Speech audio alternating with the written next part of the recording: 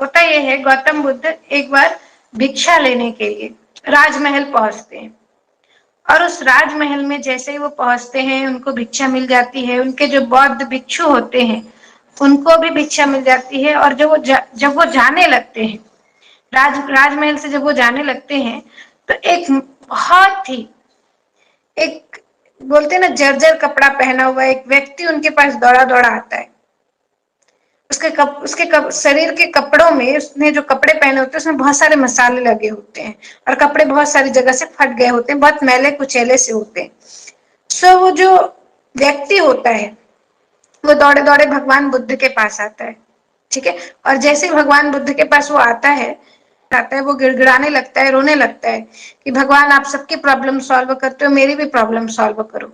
सो गौतम बुद्ध पूछते हैं उनसे, अच्छा आप बताओ मुझे, आप कौन हैं, आपका चैलेंज क्या है, आप क्या चैलेंज लेके आए हैं मेरे पास, मैं कोशिश करूंगा आपकी हेल्प करने की। सो वो बताता है कि मैं रसोइया हूं, मैं इस राजमहल में खाना पकाता हूं, मैं हेड शेफ, मैं इन बावर्चियों के सबसे ऊपर में हेड बावर्ची हूँ।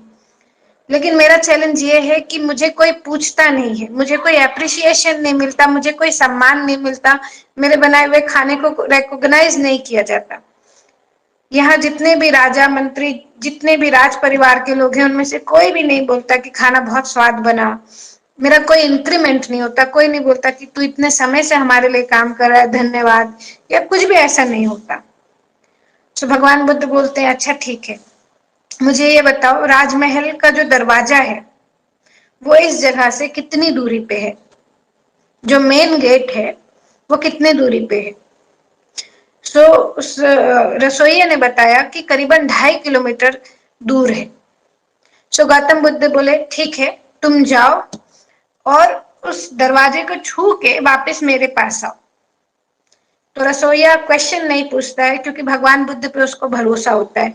वो जाता है, दौड़ के जाता है, और जो रास्ता कवर करने में 2.5-3 घंटे लगना था वो दौड़ के 1 घंटे में वापस आ जाता है।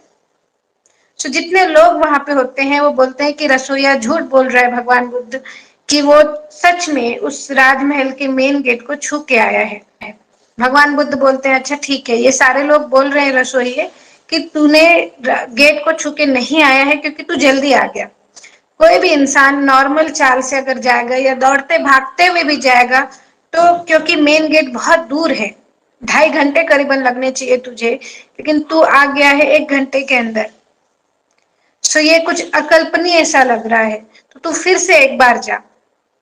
सो वो फिर से जाता है, फिर से दौड़ के, क्योंकि उसको भगवान बुद्ध से अपना आंसर चाहिए होता है, वो बहुत तेजी से दौड़ता है और राजमहल का जो गेट होता है उसको छू के वापस लौटता है।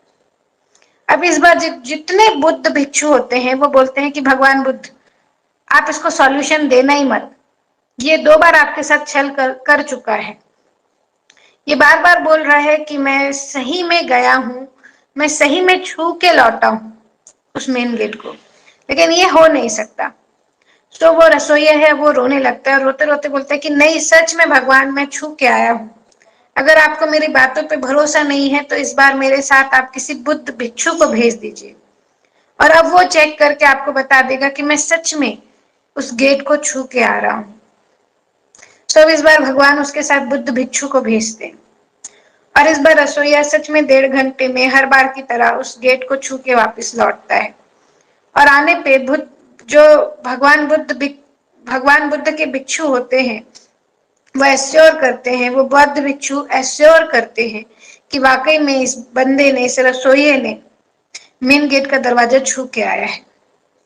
अब वो पूछता है कि भगवान आपने जो बोला था वो मैंने किया, अब मुझे सॉल्यूशन बताइए, मुझे कुछ ऐसा बताइए जिसके बाद राजा मेरी तारीफ करे, मुझे इंक्रीमेंट दे, मुझे अप्रिसिएट करे और मेरा तनाव भी कम हो। मैं अकेले काम करता जाता हूं लेकिन मेरा तनाव कम नहीं होता, जितने बाकी लोग काम नहीं करते हैं उससे कई गुना ज्यादा मैं काम करता हूं, फिर भी मुझे कोई रिकॉग्नाइजेशन नहीं मिलता, मुझे कोई ध्यान नहीं देता। अब आप मुझे जल्द से जल्द सॉल्यूशन बताइए। भगवान बुद्ध बोलते हैं, आपको जो मैंने कार्य कराया उसी में सॉल्यूशन छुपा हुआ है। तो रसोइया पूछता है, इसमें क्या सॉल्यूशन था? उन्होंने बोला पहली 2 बार जब गए तब किसी ने नहीं देखा ना, इसीलिए किसी ने माना भी नहीं। तब आप अकेले अकेले वहां गए और उस दरवाजे को छू के वापस लौट के आए, लेकिन इस सत्य को किसी ने नहीं माना। ऐसे ही जब आप बिना दिखाए लोगों को काम करते हैं, बिना लोगों का साथ लिए काम करते हैं, अकेले पिसते हैं, तो आपके काम को रिकॉग्नाइज भी नहीं किया जाता, आपको एप्रिसिएशन भी नहीं मिलता। अगली बार जब आप काम करें तो लोगों को खुद बताएं कि आपने क्या किया। आप अपने साथ लोगों को सम्मिलित करें उस काम में और वहां बताएं कि उनकी क्या उपयोगिता रही उस काम में और आपकी क्या उपयोगिता थी।